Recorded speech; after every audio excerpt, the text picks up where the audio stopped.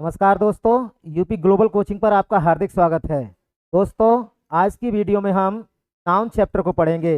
तो देखिए, noun noun यानी हिंदी में इसे संज्ञा कहा जाता है। आप सभी लोगों ने जो है शुरू से बचपन से संज्ञा के बारे में पढ़ा है, संज्ञा की परिभाषा को पढ़ा है। तो सबसे पहले बेटा मैं ये बताना चाहूँगा कि नाउन की उत्पत्ति कहाँ से हुई है। तो बेटा उस चीज़ के बारे में जानना अति आवश्यक है आपके लिए। तो हमें सबसे पहले ये जानना आवश्यक है कि उसने कहाँ से जन्म लिया है। तो उसने जो जन्म लिया है बेटा, वो पार्ट्स ऑफ स्पीच से लिया है। किससे लिया है? Parts of speech. Parts of speech होता क्या है उसके बारे में देख लीजिए। हिंदी में इसे शब्द भेद कहते हैं। क्या कहते हैं? शब्द भेद, यानी कि शब्दों के भेद।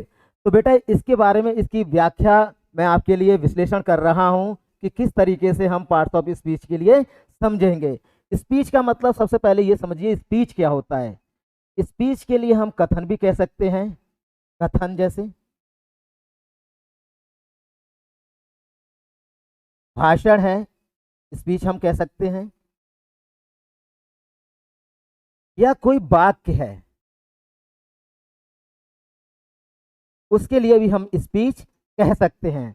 तो बेटा वाक्य के जो भाग होते हैं, वाक्य जिन जिन शब्दों से मिलकर बनता है बेटा, उन शब्दों के बारे में जानकारी होना अति आवश्यक है आपके लिए। तो उन शब्दों के लिए हम क्या कहेंगे? उन्हें हम पार्ट्स ऑफ स्पीच कहेंगे। यानी कि वाक्य के वो भाग जिनको मिलाकर उसका सेंस करेक्ट निकले, अर्थात उसका सार्थक अर्थ निकले, तो वो पार्ट्स ऑफ स्पीच कहलाएंगे।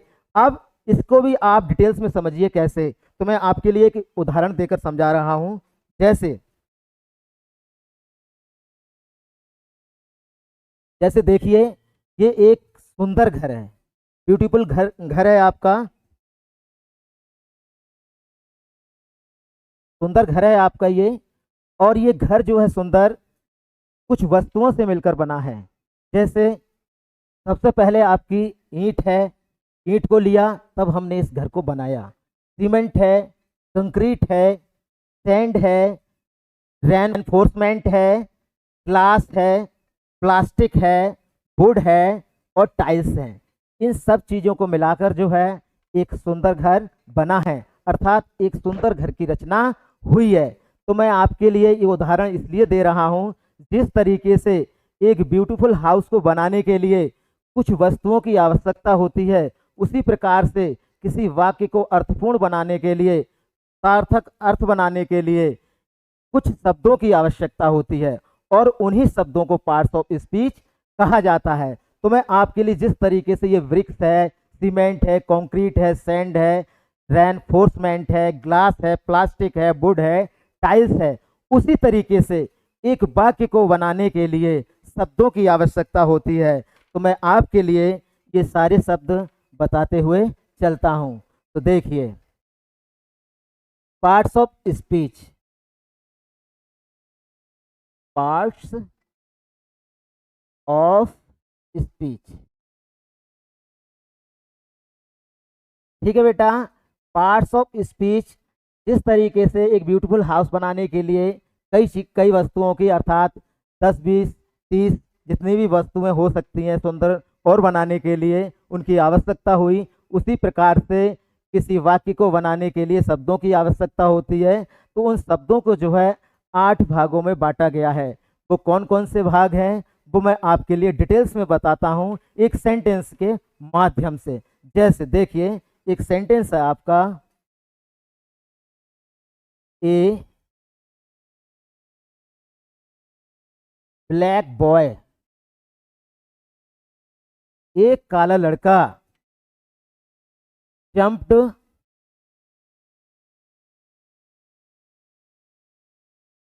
Into the river.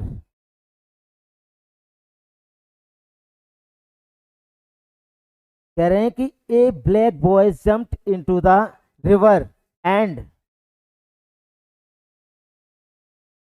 He saved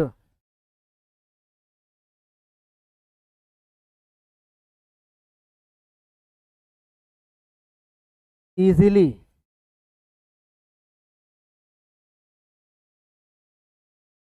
तो बेटा इस तरह तरीके से एक सेंटेंस दिया गया है, एक black boy jumped into the river and he saved easily.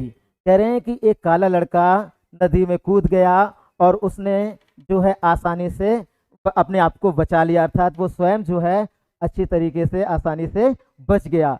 अब इस सेंटेंस में देख रहे हैं आप, ए है, ये भी एक वर्ड है,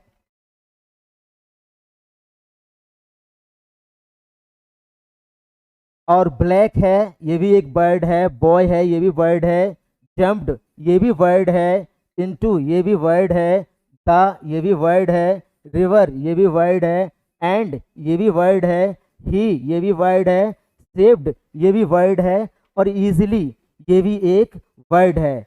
अर्थात इन सभी वर्ड्स को मिलाकर, इन सभी शब्दों को मिलाकर एक अर्थपूर्ण वाक्य की रचना हुई है। तो ये जो है ये सारे भाग मिलकर पार्ट्स ऑफ स्पीच कहलाते हैं। तो मैं आपके लिए बताना चाहूँगा, तो आर्टिकल को भी हमने इसमें शामिल किया है, ठीक है। तो आर्टिकल में जैसे ए है हमारा, ये क्या है, ये बेटा एक आर्टिकल है। आर्टिकल पर भी जो है बेटा डिटेल्स में वीडियो आएगी आपके लिए, इसी तरीके से क्लास चलती रहेंगी तो आपके लिए डिटेल्स में समझाया जाएगा। और ये यहाँ पर दूसरा वर्ड है आपका ब्लैक। ब्लैक क्या है, एक एडजेक्टिव है। क्या है बेटा, एडजेक्टिव। एडजेक्टिव मतलब विशेषण, जो नाउन या प्रोनाउन की विशेषता बताता है। उसी प्रकार से बेटा बॉय है आपका, ये भी एक वर्ड है हमारा, और ये वर्ड जो है क्या है बेटा, एक नाउन है। क्या है, नाउन। और उसी तरीके से आपकी जंप्ड है बेटा, जंप्ड क्या है, एक शब्द है जंप्ड, और उसे हम जो है पार्ट्स ऑफ स्पीच में वर्ब कहते हैं, यानी कि क्रिया। कूदना क्या है, एक वर्ब है, क्रिया है बेटा। इनटू, इनटू बेटा ये संबंध सूचक अव्यय है आपका प्रेपोजिशन। क्या कहते हैं, प्रेपोजिशन। प्रेपोजिशन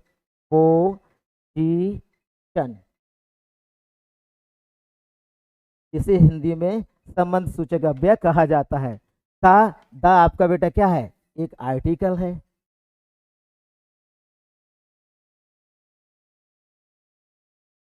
और रिवर, रिवर क्या है बेटा, आपकी नाउन है, ठीक है। और एंड, एंड क्या है बेटा, एक कंजक्शन है। क्या है, कंजक्शन।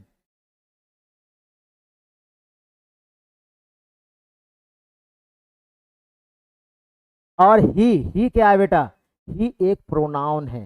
क्या है, प्रोनाउन। प्रोनाउन है आपका। और सेव्ड क्या है, सेव्ड आपकी वर्ब है, ठीक है। और इजिली, इजिली जो वर्ड दिया गया है बेटा, ये क्या है, ये आपका एडवर्ब है, क्रिया विशेषण जिसे हम कहते हैं, एडवर्ब। तो देखा बेटा आपने कि ये जो वर्ड थे, इन सभी का जो है कॉम्बिनेशन मिलकर जो है ये सभी एक वाक्य की रचना कर रहे हैं। तो ये सारे जो है मिलकर पार्ट्स ऑफ स्पीच के भाग हैं। तो आपने देखा कि देखिए कितने हैं, ये सारे इसमें आ गए हैं। एक नाउन, ठीक है, एडजेक्टिव 2, ठीक है, वर्ब 3, ठीक है, एडवर्ब 4, ठीक है, प्रेपोजिशन 5, ठीक है, कंजक्शन 6, ठीक है, और आपका प्रोनाउन 7, ठीक है, और आपका जो है वर्ब आ गया आपका, ये वर्ब क्या है, आपकी क्रिया है। तो ये भी क्या है, आपका पार्ट्स ऑफ स्पीच का भाग है। तो बेटा इस तरीके से हमने इंटरजेक्शन की बात करेंगे। एक हमारा रह गया इंटरजेक्शन। तो हमारे इंटरजेक्शन को मैं लिख दे रहा हूँ, सेंटेंस में कवर नहीं किया गया था। तो देखिए इंटरजेक्शन, इंटरजेक्शन, ठीक है, विस्मयादि बोधक जिसे हम कहते हैं। तो बेटा ये भी जो है इसमें शामिल है। तो 8 तो बेटा ये हुए, और हमारा जो है एक बढ़ गया है क्या, आर्टिकल को भी हमने जो है इसमें शामिल कर लिया है। तो बेटा इन सारे पार्ट्स ऑफ स्पीच पर बेटा डिटेल्स में जो है आपको वीडियो आएगी, आप जो है इसी तरीके से चैनल पर बने रहिए। तो आपने जाना कि पार्ट्स ऑफ स्पीच क्या होता है। तो दोस्तों देखिए,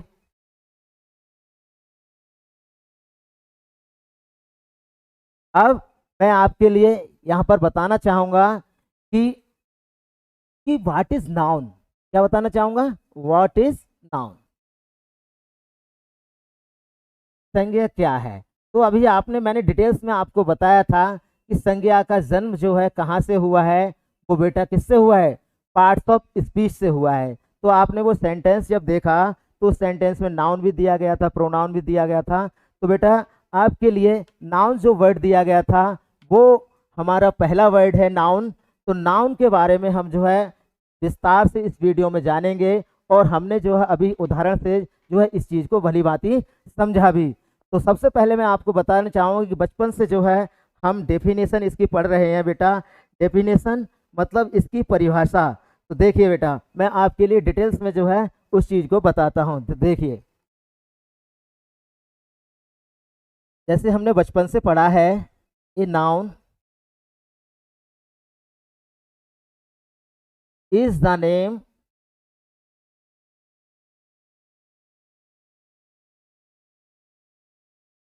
ऑफ ए पर्सन, प्लेस और थिंग।